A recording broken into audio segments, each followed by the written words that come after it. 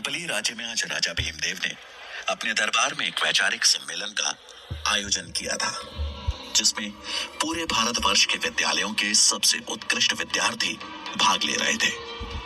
भाग ले रहे सभी छात्रों के लिए दान दक्षिणा थी और जीतने वाले उम्मीदवार के लिए थी राजा के मंत्रिमंडल में मंत्री पद की कुर्सी। इस सम्मेलन में तक्षशिला का प्रतिनिधित्व कर रहे थे वहां के सबसे होनहार छात्र चाणक्य। दरबार में राजा के महामंत्री कृष्ण स्वामी सभी प्रतिभागियों से एक एक कर देश के समाज के हित के बारे में प्रश्न पूछ रहे थे, लेकिन अब तक एक भी प्रतिभागी ऐसा नहीं मिला था जो उनके प्रश्नों का संतुष्टिजनक उत्तर दे सके। और अब बारी आई चाणक्य की।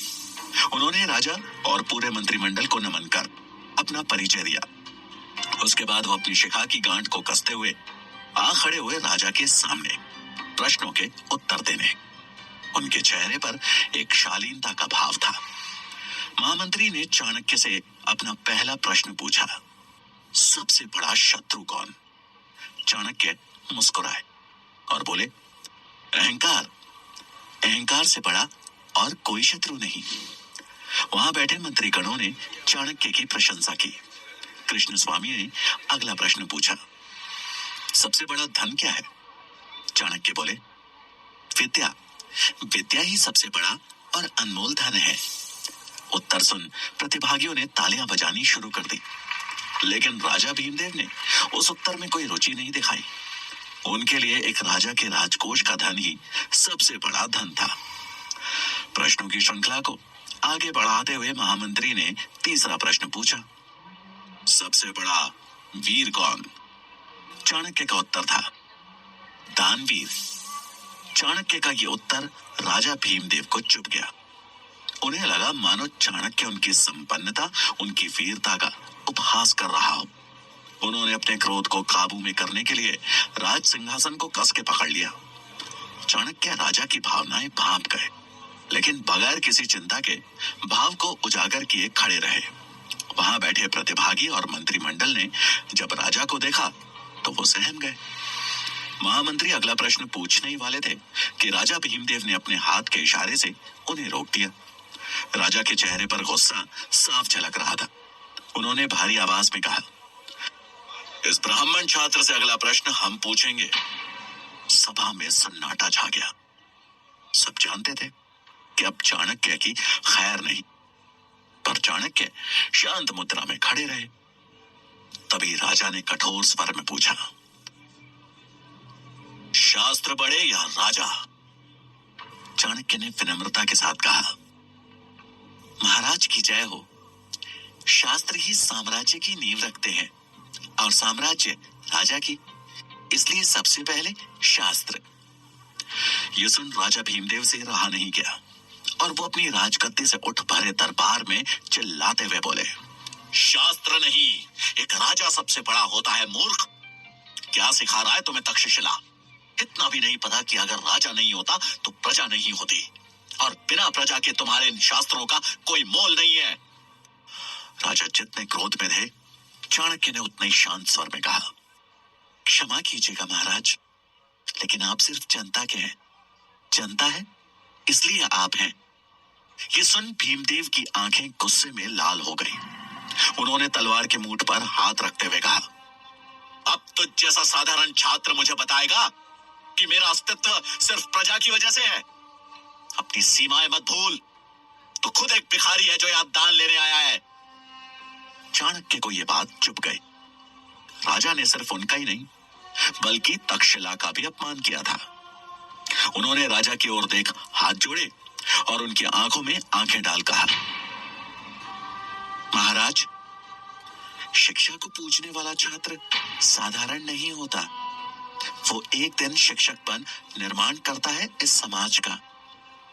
वो अगर किसी को बना सकता है तो मिटा भी सकता है। और रही बात दान की, तो मैं तक्षशिला से यहाँ दान लेने नहीं आया था महाराज।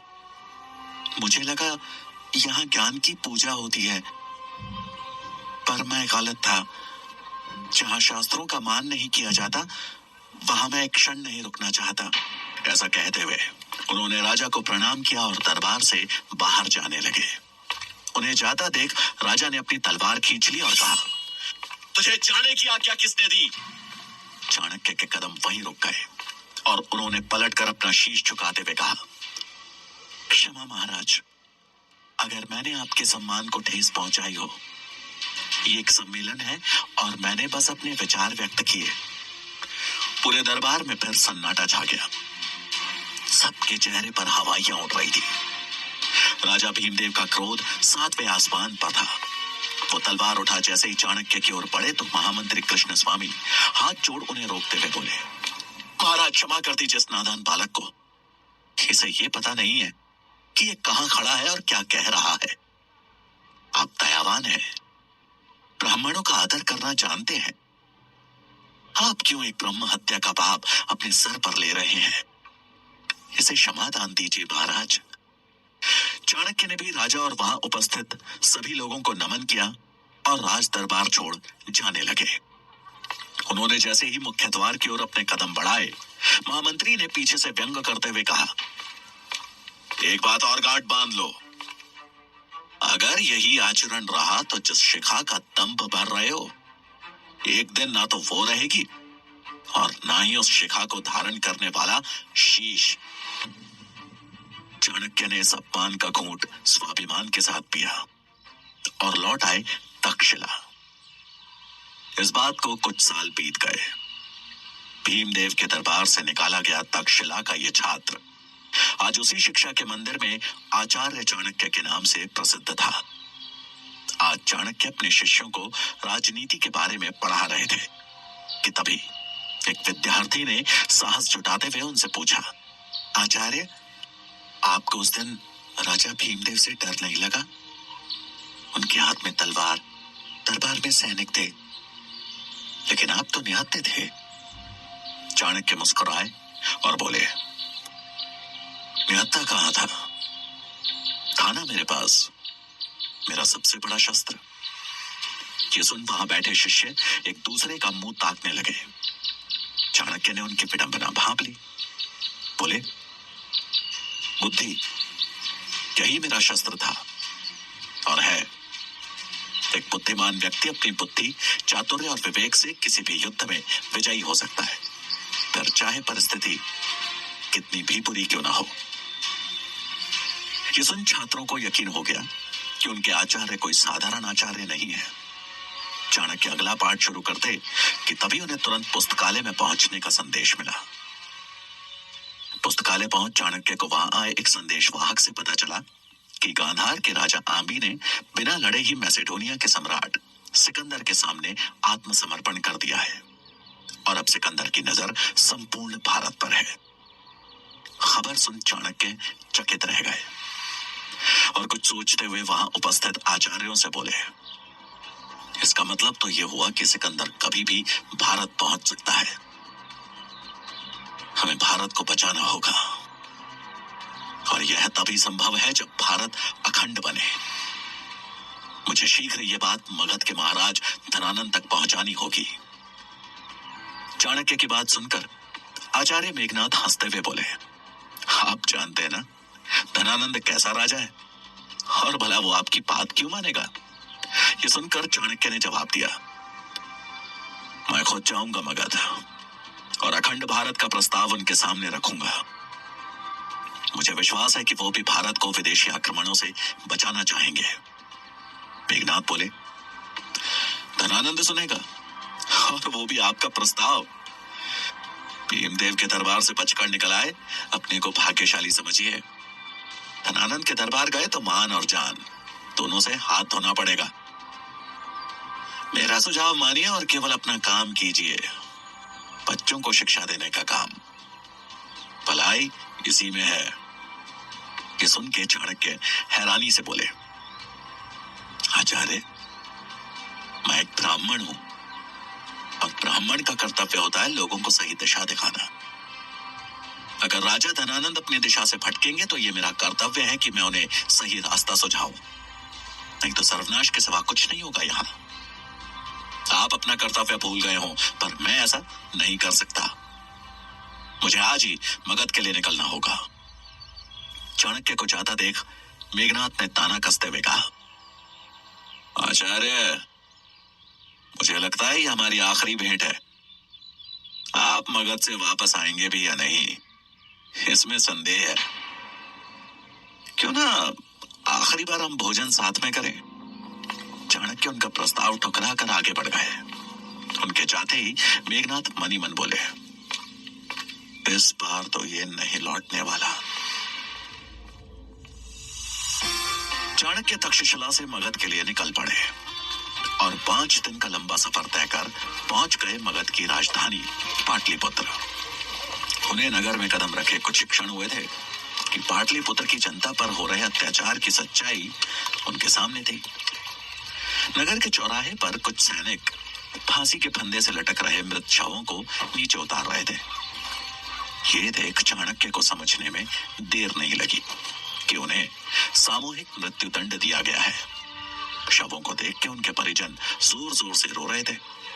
तभी एक महिला की आवाज उनके कानों पर पड़ी, जो अपने बेटे के मृत शरीर से लिपट वहां खड़े सैनिक से रोते रोते बोली, और कितने दिन हमें ऐसे ही अपनों को खोना पड़ेगा, और कितनों को मारोगे तुम लोग?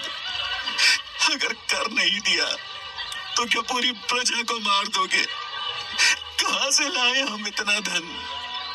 उस औरत की बात सुन उस सैनिक ने गुस्से में उसे धक्का मारते हुए कहा, बुढ़िया, अगर ज्यादा आवाज करेगी तो तुझे भी लटका दूंगा इसी फंदे पे। चल चुपचाप निकल जाए यहाँ से। ऐसा कहकर उस सैनिक ने उसके बेटे के शव को उठाकर बैलगाड़ी में लाद दिया और वहां से निकल पड़ा।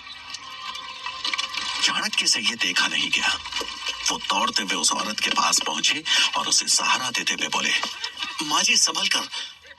ऐसा कहकर उन्होंने उस रोती हुई बूढ़ी महिला को एक पेड़ के नीचे बिठाया और बोले, माँ, मैं आपका दुख तो कम नहीं कर सकता और ना ही मैं आपका पुत्र आपको लौटा सकता हूँ,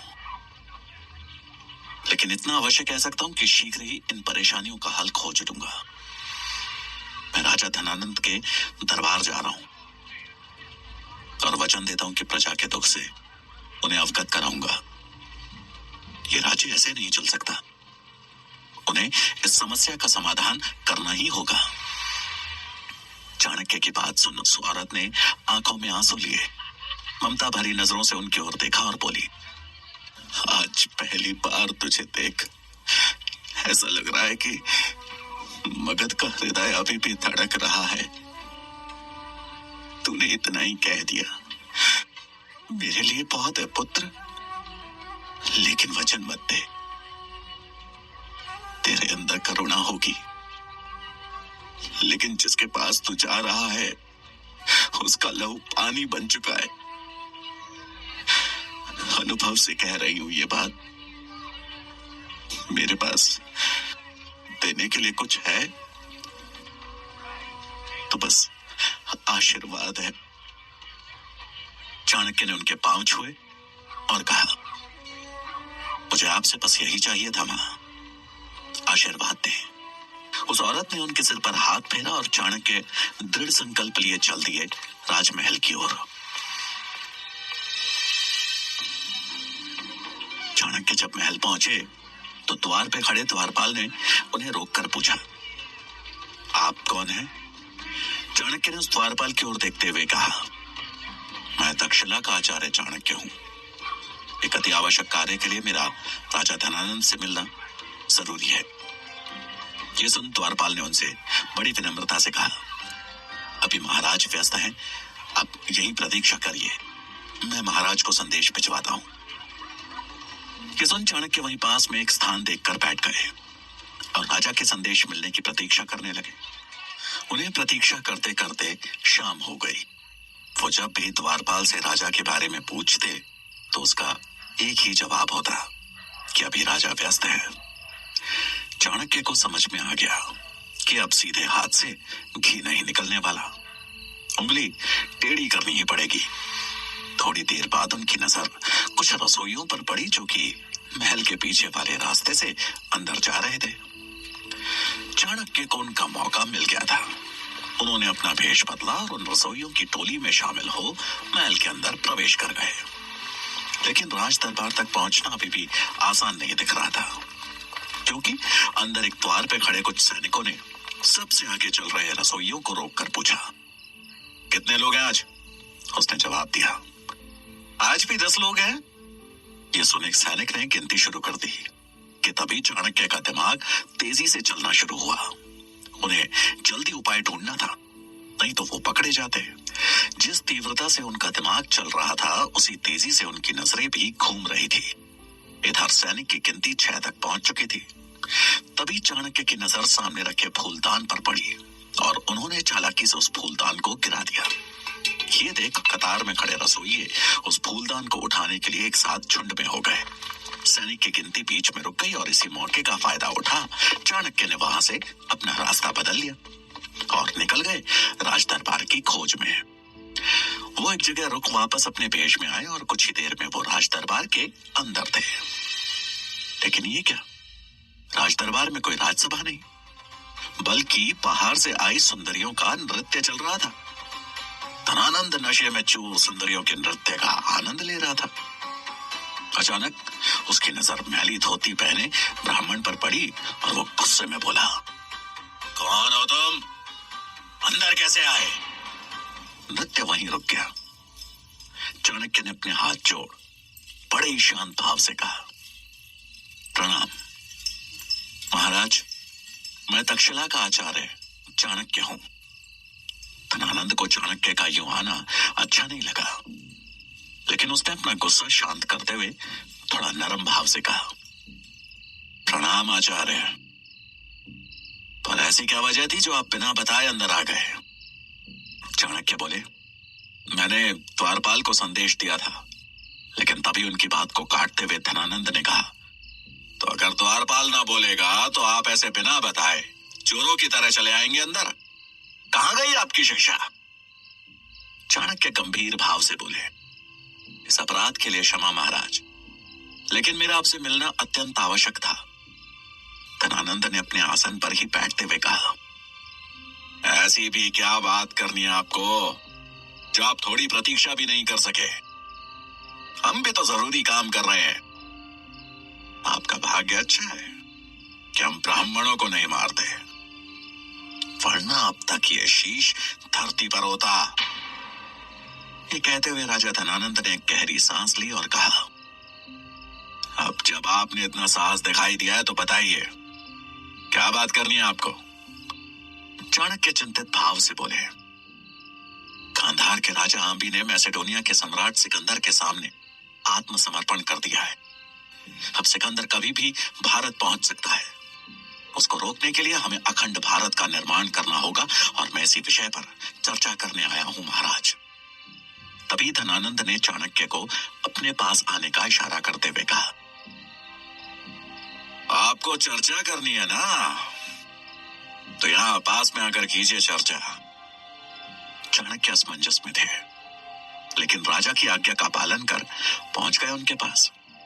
चाणक्य के पास आते ही धनानंद ने कहा, अपने घुटनों पे बैठ जाइए। चाणक्य ने इस अपमान को सह लिया, क्योंकि उस समय उनके मन में सिर्फ और सिर्फ प्रजा और देश की चिंता थी। वो अपना स्वाभिमान त्याग वहीं घुटनों के बल बैठ गए। वो बैठे ही थे कि धनानंद ने उनकी तरफ गुस्से से देखा और कहा, ये है तेरी औकात। अब तू मुझे सिखाएगा कि राज्य कैसे चलाना है, कैसे सुरक्षा करनी है। अब तू बताएगा मुझे कि अपने राज्य का विस्तार कैसे करना है। तो कौड़ी का शिक्षक है तू, चुपचाप अपना काम कर। युद्ध के बारे में सोचना और लड़ने का काम हमारा है, समझा?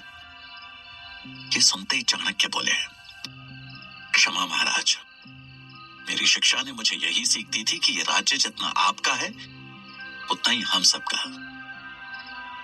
मैं तो अपना कर्तव्य समझ आपसे मदद मांगने आया था। केवल आप ही हैं जो सिकंदर को रोकने का सामर्थ्य रखते हैं। धनानंद गुस्से में खड़ा होकर गरजा, हमें अपने सामर्थ्य का ज्ञान है और जब सिकंदर मगध पर आक्रमण की सोचेगा तो हम उससे निपट लेंगे। सीमा सुरक्षा राजा का नहीं सैनिक का कार्य है। तब इससे पहले कि हम भूल जाएं कि तुम एक ब्राह्मण हो, जिस गति से आए थे उसी गति से पार निकल जाओ। चाणक्य यह अपमान सह नहीं पाए। और धनानंद की आंखों में आंखें डालकर बोले, निकल जाऊंगा महाराज, परंतु अगर आप अपना कर्तव्य निभा रहे होते तो एक ब्राह्मण को तक्षशिला से चलकर यहां आना ही नहीं पड़ता। राजा का कर्तव्य दुर्बलों की रक्षा करना है, न कि उन पर अत्याचार करना। और मगध की दशा देख मुझे इतना आभास तो हो गया है कि हम शीघ्र ही संपूर्ण भारत सिकंदर को भेंट स्वरूप दे बैठेंगे। ये सुनते ही धनानंद का पारा आसमान चढ़ गया और उसने चाणक्य को जोर से लात मार के नीचे गिरा दिया और सैनिकों को आवाज लगाते हुए कहा, ब्राह्मणों का मान सम्मान इस चोटी में होता है ना, इस दरिद्र ब्राह्मण को इसकी चोटी से खींचते हुए बाहर ले जाओ। सैनिकों ने तुरंत आज्ञा का पालन किया और चाणक्य को चोटी से खींचते हुए द्वार की तरफ ले जाने लगे। द्वार तक पहुंचने से पहले ही चाणक्य ने उन सबको एक जोर का धक्का दिया, जिससे वो सैनिक लड़खड़ाकर गिर गए। अब चाणक्य ने अपनी शिखा खोलनी शुरू की और गुस्से में उबलते हुए धनानंद की तरफ बढ़ते हुए गर्जना की, धनानंद, मुझसे भूल हो गई कि मैं तुझ जैसे पापी से ये उम्मीद लगा बैठा कि तू बचाएगा इस देश को। एक शिक्षक का, एक ब्राह्मण की शिखा का अपमान किया है तूने, तो इस शिखा की सौगंध मैं जनक पुत्र चाणक्य, तक्षशिला का आचार्य, आज ये प्रण लेता हूं कि जब तक तेरा और तेरे इस नंद वंश का सर्वनाश कर मगध की राजगद्दी पे एक योग्य राजा ना बिठा दूं, मैं ये शिखा नहीं बांधूंगा। ये बोल चाणक्य वहां से तेजी से निकल गए। धनानंद उनकी बात सुन गुस्से से लाल हो गया और उसने अपने सैनिकों को आदेश दिया, अगर ये ब्राह्मण फिर से इस राज्य के आसपास भी दिखा तो इसका सर कलम करके बीच बाजार में लटका देना। धनानंद से मिले अपमान के बाद चाणक्य ने उसे दिन मगध छोड़ दिया और अब उनके जीवन का लक्ष्य था एक अच्छे राजा का चुनाव करना, जो दयालु हो, पराक्रमी हो, जो प्रजा के हित के बारे में सोचे और एक अखंड भारत का निर्माण करे। तक्षशिला की तरफ बढ़ते हुए जब वो जंगल से होकर जाने वाले मार्ग पर चल रहे थे तो उनकी नजर उसी मार्ग पर आगे चल रहे एक 14 साल के बच्चे पर गई। वो बच्चा अकेला था। वो दिखने में पतला था लेकिन उसका शरीर फुर्तीला था। उस बच्चे ने एक मैली सी धोती पहनी थी। उसकी कमर में एक गुलेल लटकी थी। वो बच्चा शिकार पर निकले किसी चीते की तरह घात लगाए धीमे धीमे आगे बढ़ रहा था। उसे देख चाणक्य को उत्सुकता हुई और उन्होंने मन ही मन कहा कि बच्चा सुनसान जंगल में क्या कर रहा है। अब चाणक्य भी धीमे पांव उस बच्चे के पीछे पीछे चलने लगे। तभी उन्होंने देखा कि वो लड़का 2 लोगों का पीछा कर रहा है। कुछ दूर पीछे चलने के बाद चाणक्य ने देखा कि वो बालक जिन 2 लोगों का पीछा कर रहा है वो भी एक अकेले चल रहे यात्री का पीछा कर रहे हैं। ये देख चाणक्य को समझने में देर नहीं लगी कि वो दोनों लोग लुटेरे थे और अपने आगे चल रहे यात्री को लूटने की मंशा से उसका पीछा कर रहे थे। लेकिन तभी वो बच्चा हवा के झोंके की तरह गायब हो गया। ये देख चाणक्य अचंभित हुए और इससे पहले कि वो कुछ समझ पाते उन लुटेरों ने अपनी कमर से कटार निकालते हुए उस आदमी पे हमला कर दिया। चाणक्य उन लुटेरों को रोकने के लिए आगे बढ़े थे कि तभी उन लुटेरों पे किसी ने गुलेल से हमला किया और वो तुरंत ही जमीन पे गिरकर मूर्छित हो गए। हैरान हो चाणक्य ने जब नजर दौड़ाई तो सामने पेड़ पे बैठा वो बालक दिखा। उसके हाथ में गुलेल दिखी। छलांग मारकर वो बालक पेड़ से नीचे उतरा और उस यात्री के पास पहुंचकर बोला, आप ठीक तो हैं? आपको चोट तो नहीं आई? वो आदमी अपने सामने खड़े इतने छोटे बच्चे की बहादुरी देख अचंभित था। उसने उस बच्चे का धन्यवाद करते हुए कहा, तुमने मुझे सही समय पर इनसे बचा लिया, नहीं तो आज मेरी जान ही चली जाती। उसकी बात सुन वो बच्चा बोला, अरे नहीं, वो आपको जान से नहीं मारते, वो तो बस लूटपाट करके चले जाते। लेकिन अब आप सुरक्षित हैं, आप जा सकते हैं। उस यात्री ने अपना सामान समेटा और आगे बढ़ गया।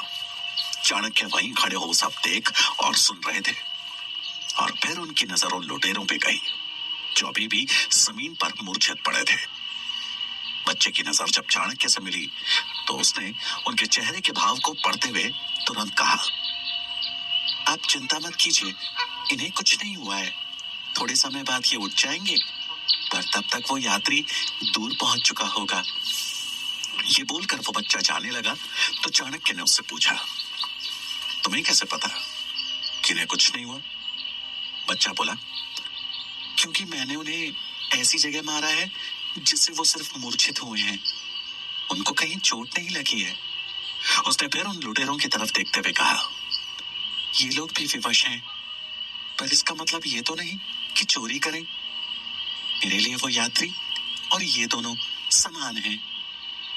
चाणक्य उस छोटे से बच्चे की बात सुन के मंत्रमुग्ध हो गए और बोले, क्या नाम है तुम्हारा? बच्चे ने उत्तर दिया, चंद्रगुप्त। चाणक्य ने बच्चे के सर पे हाथ रखा और मन ही मन बोले, मगध का भविष्य दिख रहा है मुझे। एक राजा में दया और वीरता का संतुलन होना चाहिए।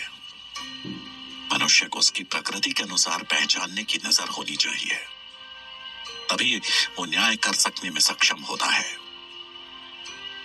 धनानंद, तू राजा का कर्तव्य ही नहीं भूला, बल्कि अपने अहंकार में मगध की मिट्टी को भी कलंकित कर चुका है। लेकिन आज और अभी से इस कलंक को मिटाने की प्रक्रिया शुरू हो चुकी है। अब समय नहीं है तेरे पास धनानंद। बहुत जल्द तेरा लहू संचित करेगा मगध की पावन भूमि को। मेरी खोज आज पूरी हो गई है। मिल गया है मुझे मगध सम्राट। मगध की राजगद्दी पर अब चंद्रगुप्त बैठेगा और उसे इस राजगद्दी तक पहुंचाऊंगा मैं।